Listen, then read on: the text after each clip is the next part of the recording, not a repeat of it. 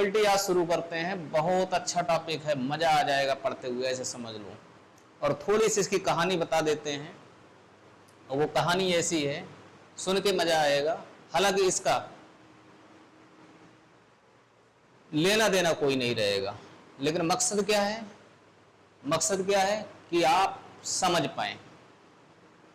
देखिए, प्रोबेबिलिटी को कहते हैं द चांसेस ऑफ अनसर्टेनिटी।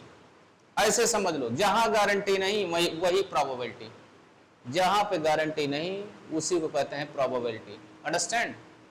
और इसकी थोड़ी सी कहानी मैं बताता हूं, इंटरेस्टिंग कहानी है। और यह कहानी 9th वाले स्टूडेंट, 10th वाले student, 11th class, 12th class, higher class, सभी के लिए यूजफुल है, सभी के लिए इंपॉर्टेंट है।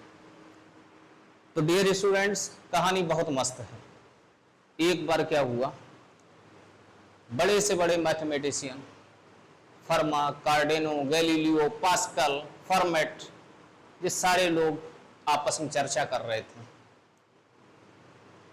पढ़ाई जानते हो, मैथमेटिशियन है तो मैथ पे ही चर्चा करेंगे, चाय पे चर्चा नहीं करेंगे, मैथ पे चर्चा करेंगे। तो वो मैथ की चर्चा कर रहे थे, और ये लोग आपस में जब जा रहे थे, बातचीत करते हुए गुजर रहे थे, तो एक रास्ते में कुछ लोग ताश के पत्ते खेलने वाले बैठे। तो वो खेल रहे थे, और अक्सर ऐसा होता है कि हम लोग क्या करते हैं कि नेगेटिव थॉट्स पहले ले आते हैं। उस दिन कुछ ऐसा ही हुआ, सारे मैथमेटिशियन हंसने लगे। खरे यार, इन जुआरियों ने तो समाज को बर्बाद कर दिया है। जुआरियों ने सुना, वो जुआरी थे या नहीं थे वो वाद का हिस्सा है। मतलब जो प्रथम दृक्षा जो बात हुई वो यही इसी तरीके से बात हुई कि जुआरी सटोरियों ने देश को बर्बाद किया। और ये सही भी बात है, जुआरी सटोरियों ने बर्बाद किया भी है, इसमें कोई डाउट नहीं है। क्योंकि ये जुआ खेलना और इस तरीके को जो करना, ये कोई समाज इसकी स्वीकृत नहीं देता है। तो थोड़ी देर बैठने के बाद फिर उन्होंने तंज कसा कि इन जुआरियों ने, इन्होंने बताओ बच्चों को बिगाड़ते हैं, देश को बर्बाद कर रहे हैं, देश के लिए कोई तरक्की का काम नहीं कर रहे हैं।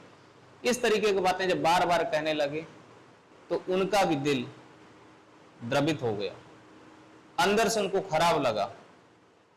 और इतना खराब लगा कि उन्होंने मैथमेटिशियन से बात की कि हम आपसे कुछ पूछना चाहते हैं, हम लोगों की कुछ इच्छा है, आप हमको क्या बताएंगे?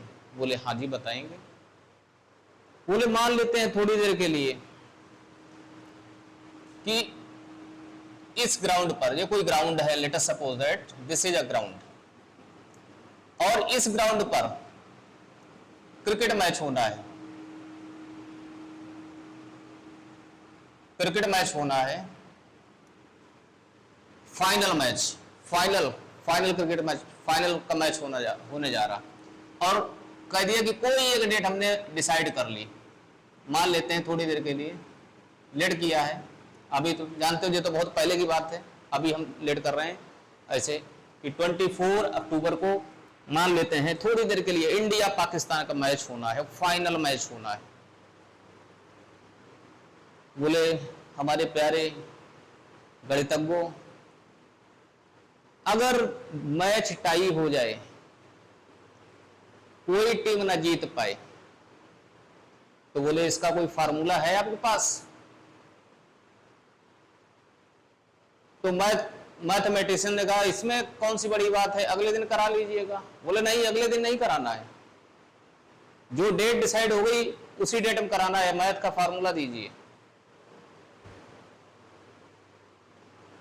फिर उन्होंने कहा ठीक है। बोले आपके जनता को बेवकूफ समझते हैं? अगर अगले दिन कराओगे तो ये पहले बताओ, जो लाइव टेलीकास्टिंग का पैसा जाता है वो कौन देगा? आप देंगे क्या? जनता जो अपने काम छोड़ के एक दिन का तो मान लो अपना वो जो भी है इंटरटेनमेंट के तौर पे टिकट ले लिया, सब कुछ ले लिया, क्या पर डे यही? बोले अगले दिन भी नहीं हुआ फिर क्या करोगे? क्या per day ticket दिलवाओगे? Per day लोगों को काम रोकोगे? लाइव टेलीकास्टिंग कितना पैसा जाता पर डे, यही करेंगे? तो इस तरीके की बहुत सारी बातें, मतलब जो ताश खेल रहे थे उन्होंने मैथमेटिशियन से क्वेश्चन पे क्वेश्चन कर डाले, मतलब बौछार कर दी। तो बोले आप बताइए फार्मूला दीजिए, मैथ में ऐसा कौन सा फार्मूला है, मैथ में ऐसा कौन सा फार्मूला है जिससे आप कह दें कि हाँ इंडिया जीत गया या पाकिस्तान जीत गया। बहुत देर माथा पच्ची की, सारे मैथमेटिशियंस जितने भी लोग समूह था सब लोग बोले कि यार फार्मूला कौन सा बना दें, कुछ भी नहीं, मतलब इसके लिए फार्मूला कौन सा जनरेट हो सकता है। जब नहीं फार्मूला बना पा रहे, नहीं दे पा रहे, तो वही ताश खेलने वाले लोगों ने कहा, बोले हमने तो देश बर्बाद किया, कर रहे हैं, आपको कहना है आप कौन सा आबाद कर रहे हैं, आप भी तो नहीं बता पा रहे हैं, और खाली हमारी बार बार जो हम लोगों खिंचाई कर रहे थे, बताइए फार्मूला दीजिए फार्मूला। तो बोले नहीं दे पा रहे हैं, तो बोले फिर हार स्वीकार करो। अब जानते हो जो मैथमेटिशियंस होते हैं जिनको ज्ञान लेना होता है, वो बच्चों जिंदगी में याद रखना, वो कभी भी मतलब ऐसे वो कार्य हमेशा करते हैं कि जिससे कुछ नया सीखने को मिले। अरे कभी कभी हार भी जीत होती है। तो उन्होंने कहा ठीक है, मैं खेद व्यक्त करता हूं, अपने शब्द जो मैंने कहे हैं मैं शब्दों को वापस लेता हूं, अब बताइए। तो बोले कुछ भी नहीं है। बोले भगवान के ऊपर विश्वास करते हो या नहीं करते हो? बोले गार्ड को मानते हैं आप लोग? बोले गार्ड कौन नहीं मानता है? बोले अगर गार्ड पे विश्वास करते हो तो एक ने निकाला कॉइन और उछाल दिया, बोले मांग लो हेड टेल, जो जिसका आ जाएगा वही सिकंदर। बोले क्या लगा इसमें? कोई फार्मूला लगा? लोगों का टाइम बचा? उसी दिन मैच का रिजल्ट आ गया? तो मैथमेटिशियन का यार बात तो सही कह रहे हैं। बोले और अगर ज्यादा टीम है, जो तो 2 टीम की बात है, अगर कोई इस तरीके की बात हो 6-7 टीम हो। अरे बोले आप नहीं जानते हैं क्या, लूडो का पासा, डाइस, डाइस ले लो और डाइस उछाल दो, जो नंबर आ जाए, जिसका आ जाए वो विक्टर हो गया, विनर हो गया। बोले और ज्यादा हूं? बोले ताश की गड्डी जिंदाबाद 52। बोले और ज्यादा हूं? बोले पर्ची उछाल लो, पर्ची जितनी मन हो बना लो, जिसके भाग्य का होगा आ जाएगा। तो मैथमेटिशियन बड़ा प्रसन्न हुए, बोले क्यों ना ऐसा करें, इसको मैथ का पार्ट बना लिया जाए। इस घटना को जो मैं बता रहा हूं इसमें कितनी सच्चाई है इसका वास्तविक जीवन से कोई लेना देना नहीं है। मेरा मकसद किसी मैथमेटिशियन की इंसल्ट करना नहीं है और किसी भी समाज के प्रहरी को जुआरी सटोरी बोलने का मुझको अधिकार नहीं है। लेकिन बताया मैंने इसलिए आपको इस अंदाज में कि ताकि आपके जेहन में बातें आ जाएं, राइट। तो जहां पर ध्यान रखना बेटा, जहां अनसर्टेनिटी है, जहां गारंटी नहीं है, उसी का नेम प्रोबेबिलिटी होता है। अंडरस्टैंड? तो अब टॉपिक स्टार्ट करते हैं।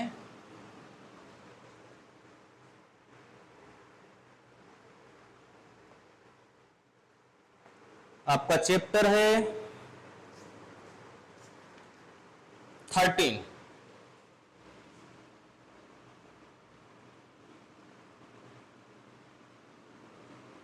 Chapter number 13, probability.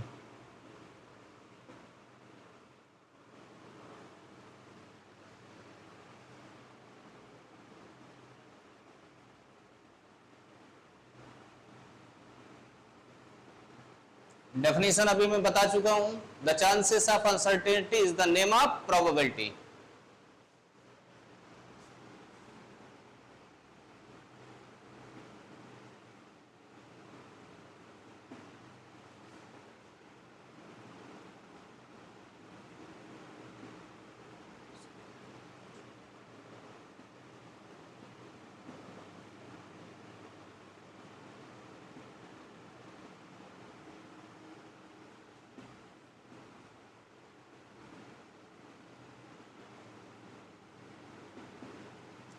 Probability generally represented by P.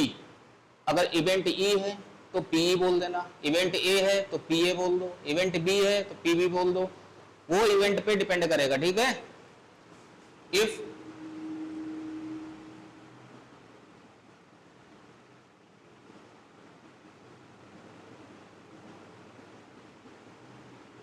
then probability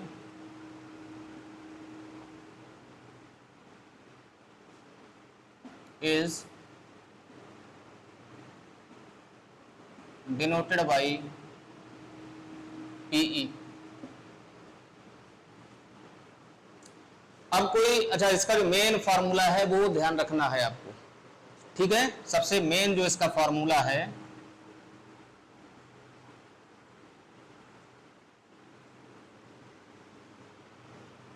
number of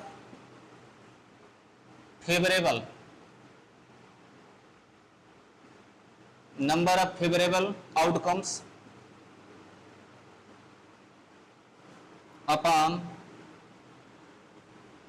number of total outcomes.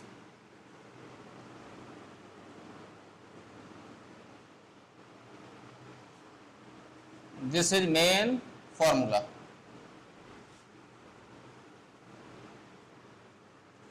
If event is P, then it is written as NE upon NS.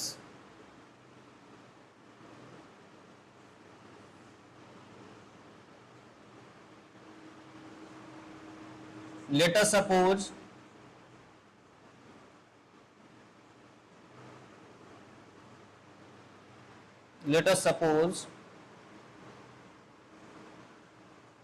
any work done by A wage and not done by B wage। तो अब देख रहे हैं इसका जो sample space बनेगा, sample space में हमेशा ध्यान रखना है आउटकम्स लिखे जाते हैं। आउटकम्स आप जानते हैं जो, जैसे मान लो हम कॉइन की बात करें तो कॉइन में आउटकम्स क्या क्या हो गए आपके, हेड एंड टेल, राइट। इसी तरीके से डाइस की बात करते हैं तो डाइस में आपके आउटकम्स क्या हो गए, 1 2 3 4 5 6। प्लेइंग कार्ड्स में आपके प्लेइंग कार्ड्स हो गए, ठीक है ना। तो इसी तरीके से क्या करना है, जब अपने लोग इसका सैंपल स्पेस लिखेंगे तो देख रहे हैं आउटकम्स क्या है, A and B. That's why NS कितना हो गया, एनएस कितना हो गया 2। अब देखिए ए बेज से हो सकता कोई वर्क, तो अगर उसको बोल दें पीई तो फॉर्मूला क्या बनेगा, N upon NS.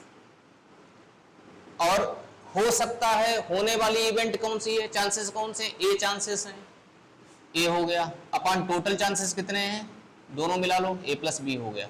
This is PE. और इसके बाद निकाल लो वही इवेंट ना अगर हो रही है, अगर नहीं हो रही है तो ध्यान रखना है नॉट लगा दो या डैश लगा दो, ठीक है, पीई नॉट। तो नहीं होने के बेज कितने हैं, अब देखो फेवर किसका है, फेवर किसका ले रहे हैं, नहीं होने का, नहीं होने के बेज कितने हैं, B upon total, total A plus B. Add कर लो, adding equations first and second, P plus PE not equal to A upon A plus B plus B upon A plus B. What is LCM, a plus b is LCM after taking LCM in the numerator. What is a plus b, both are equal, that's why cancel out। इससे पता चल गया अपने लोगों को, result मालूम चल गया कि probability of happening an event and probability of not happening an event, दोनों का सम कितना होता है, 1। कितना होता है, अब देखो अगर p निकालना पड़ेगा तो क्या हो जाएगा फॉर्मूला, 1 माइनस पीई नॉट। और यही अगर पीई नॉट की जरूरत पड़ रही है तो बन के क्या जाएगा, 1 माइनस पीई। कुछ छात्र लोग ध्यान रखना, कुछ छात्र लोग पीई को स्मॉल पी लेते हैं और पीई नॉट को क्यू ले लेते हैं, तब वो लिखते हैं P plus Q equal to 1। बात वही रही, यहां से पी की वैल्यू 1 माइनस क्यू, क्यू की वैल्यू 1 माइनस पी हो गई। ठीक है,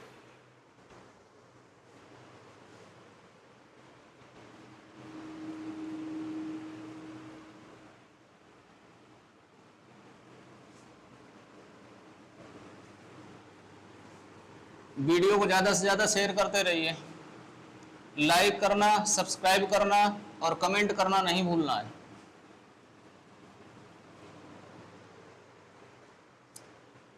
अब देखिए, जो आपका जो 12th क्लास है, आप 10th की प्रोबेबिलिटी पढ़ चुके हैं, तो उसको हम डिस्कस नहीं कर रहे हैं। अब आते हैं सीधे पॉइंट पर, जो आपका टॉपिक है कंडीशनल प्रोबेबिलिटी।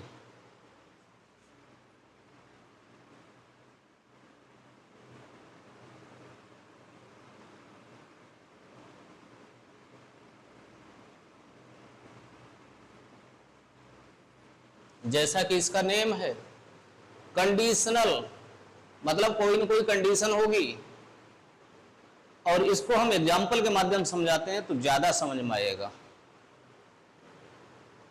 कि कोई ना कोई एक क्या है कि इसमें एक इवेंट का दूसरे इवेंट से कोई ना कोई रिलेशन जरूर होगा, मतलब जरूर होगा, ये ध्यान रखना है। इस तरीके हो सकता है, जैसे मान लो कोई स्टूडेंट मैथ और केमिस्ट्री रखता है, मैथ केमिस्ट्री रखता है, तो कभी कह दिया कि मैथ में पास हो और केमिस्ट्री में फेल हो। कहने मतलब जिसकी प्रोबेबिलिटी पूछी जाएगी वो पहले लिखा जाएगा, और जो इवेंट ऑलरेडी आपकी हैपन हो चुकी है, ऑलरेडी हो चुकी है, उसको बाद में लिखा जाएगा, राइट। और हाँ, एक एग्जांपल दे देते हैं, श्योर सर्टेन का तो जानते श्योर सर्टेन का क्या होता है, हमेशा 1 होता है। श्योर सर्टेन इवेंट में प्रोबेबिलिटी 1 ही नहीं रही है, क्यों? क्योंकि जो इवेंट होती है, जब हो रही 100% हो रही, उसको क्या बोलते हैं? 1 बोलते हैं।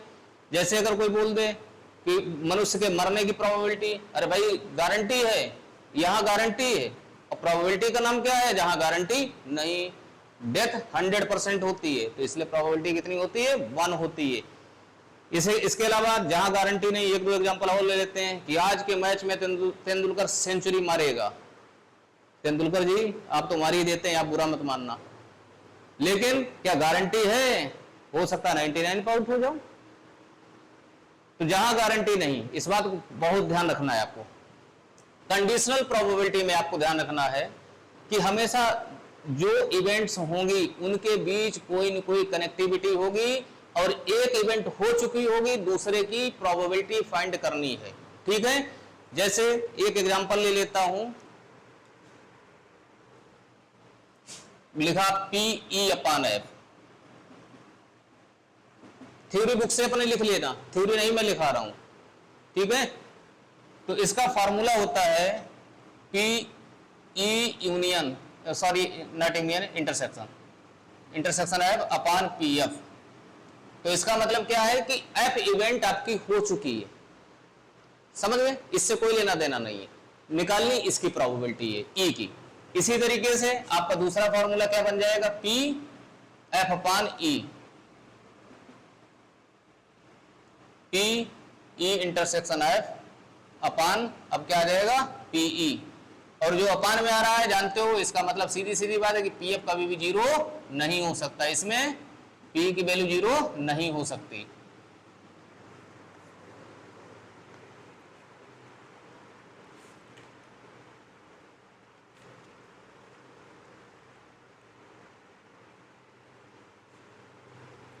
This is the definition number 1.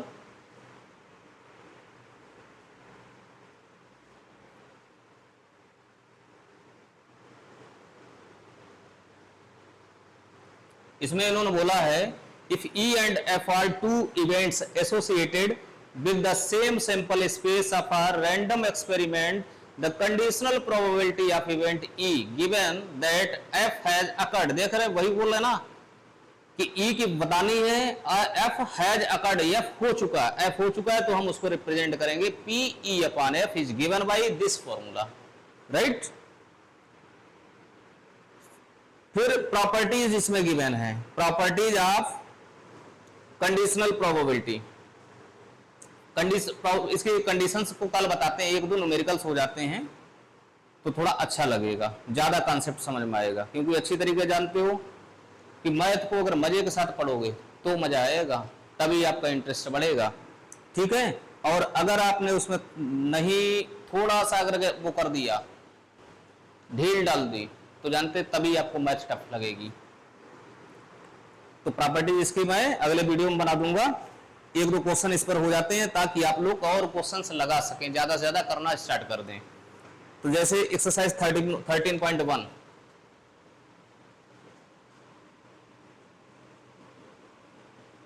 एक दो क्वेश्चन बता देंगे, इससे आप जो है मैक्सिमम क्वेश्चन घर पे लगा लेंगे, अपने आप प्रैक्टिस कर लेंगे।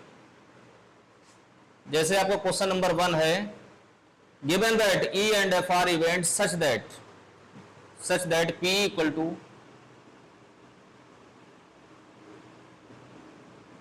PE equal to 0.6, PF is given as 0.3 and PE intersection F is 0.2. You have to find probability of E upon F and probability of F upon E. Simple ही है ना, फार्मूला केवल लगाना है, कुछ नहीं है। पी ई अपॉन एफ का फार्मूला क्या होता है? P E intersection F upon P F. इसकी वैल्यू कितनी है? 0.2। पी एफ की वैल्यू कितनी है? 0.3। पॉइंट रिमूव कर दो, 2/3 is answer. P F upon E objective type का है, समझ रहे हैं? ऑब्जेक्टिव टाइप का है, मल्टीपल चॉइस का।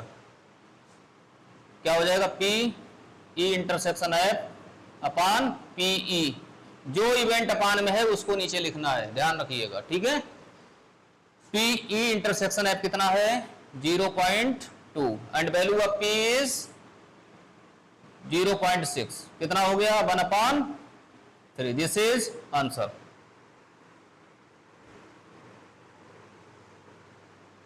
Question number 2, you have to find P A upon B. जानते हैं फॉर्मूला, सिंपल सा फॉर्मूला है, क्या होता है इसका? P A intersection B upon P B हो जाएगा। पी ए इंटरसेक्शन बी कितना गिवन है? 0.32 upon P B. P B कितना गिवन है? 0.5। 0.5 है तो कितना हो गया आपका? 32/50। इसको 4 से कट कर लो, 2 से कट करो, 4 से कट नहीं हो पाएगा। क्वेश्चन नंबर, देखिए एक फार्मूला लिख लो पी ए यूनियन बी का।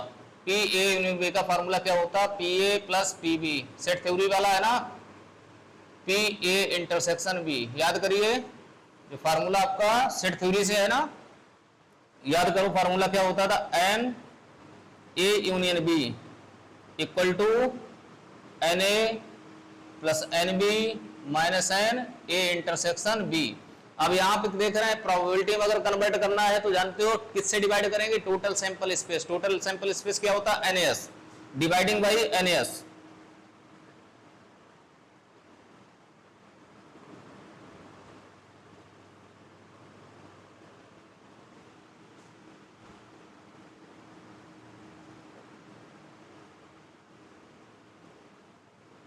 जैसे ही एन एस से डिवाइड करेंगे, अब ये कन्वर्ट किसमें हो गया आपका? प्रोबेबिलिटी में। किसमें कन्वर्ट हुआ?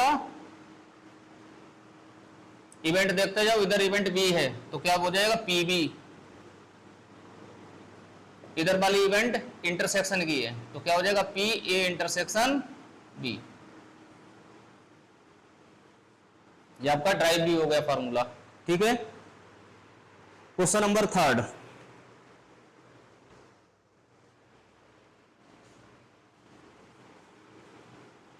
वीडियो को ज्यादा से ज्यादा शेयर करते रहिए dear friends and dear students.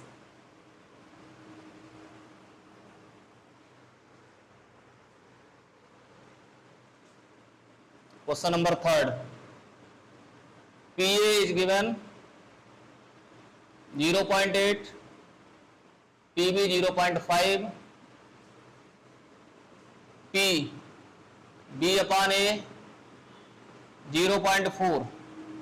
First number find करना है, we have to find P A intersection B। अच्छी तरीके जानते हो कि P B अपॉन A को क्या लिखेंगे, P A intersection B upon P A। इसकी वैल्यू कितनी गिवन है, 0.4। इसकी वैल्यू फाइंड करनी है, डोंट वरी। P A की वैल्यू कितनी है, value of P A is 0.8, cross multiply कर लो,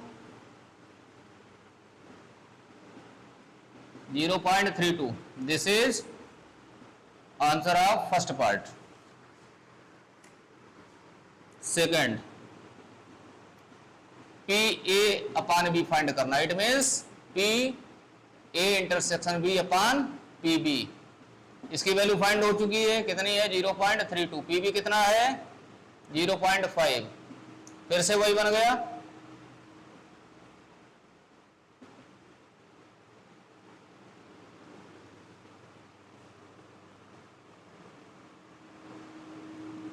इस तरीके से लिख दो, चाहे पॉइंट में ही बना लेना, ठीक है, पॉइंट में भी कोई दिक्कत नहीं। थर्ड पार्ट आपका है P A inter union B, sorry not intersection, union.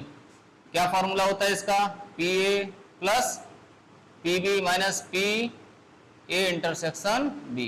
P A की वैल्यू 0.8, P B वैल्यू 0.5 और P A इंटरसेक्शन की वैल्यू जो है A इंटरसेक्शन B की, यहां से ऐसे अगर पॉइंट लगा लें तो देख रहे हैं कितना आ जाएगा,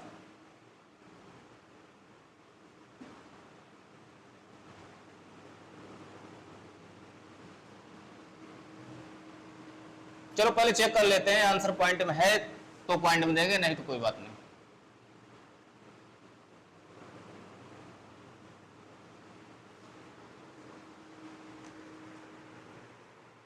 13.1 question number third.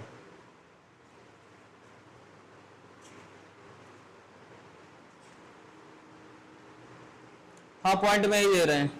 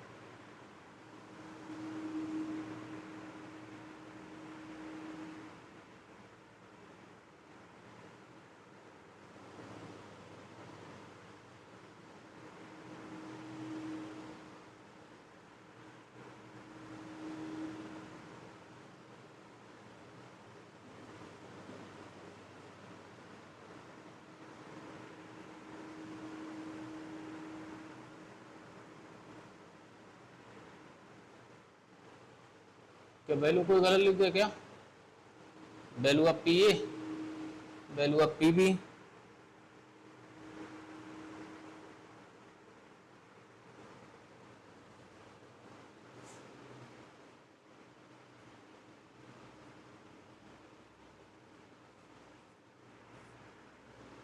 Six,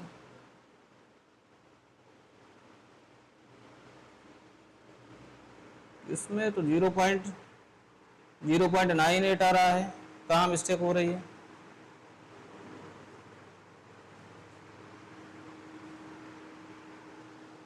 value of P A 0.8 right है, वैल्यू ऑफ P B 0.5 वो भी ठीक है,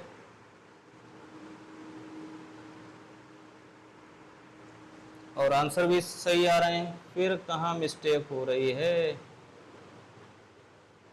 अच्छा ठीक, मिस्टेक यहाँ पे हो रही है, ये वैल्यू गलत रख रहे हैं, ये वाली है वैल्यू इसकी ना, चक्कर में पड़ गया भैया, कहीं क्या ऐसी आफत आ गई।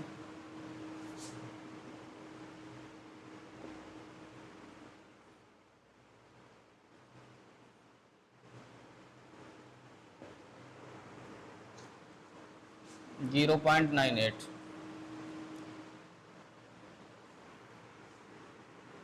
क्वेश्चन नंबर 4 से देख लेते हैं फटाफट।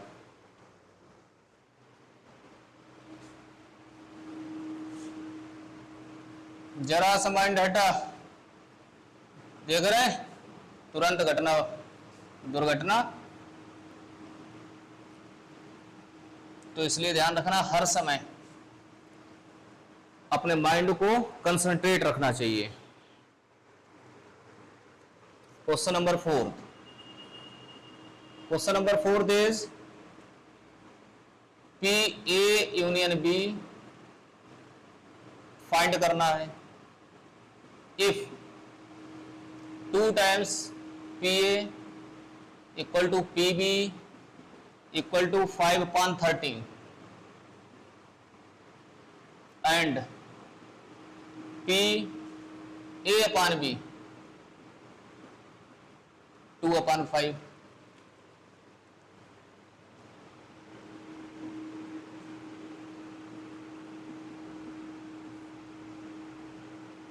टू टाइम्स पी ए किसके इक्वल है? 5/13 के, and P B is also 5/13। Value of P A 5.26। अब देखो ध्यान से, पी ए अपॉन बी को क्या लिखा जा सकता है? फॉर्मूला क्या होता है conditional probability P A upon B? P A intersection B upon P B. इसकी वैल्यू कितने गिवन है? 2/5। P A intersection B is not given, value of P B is 5/13।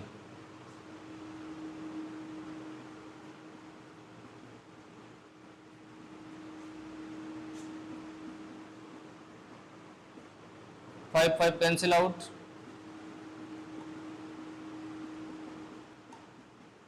The value of P A intersection B is 2/13। Find क्या करना है? P A union B, जिसका formula क्या होता है? P A plus P B minus P A intersection B. Value of P A is 5.26, value of P B is 5/13, value of P A intersection B 2/13. We can take 26 LCM.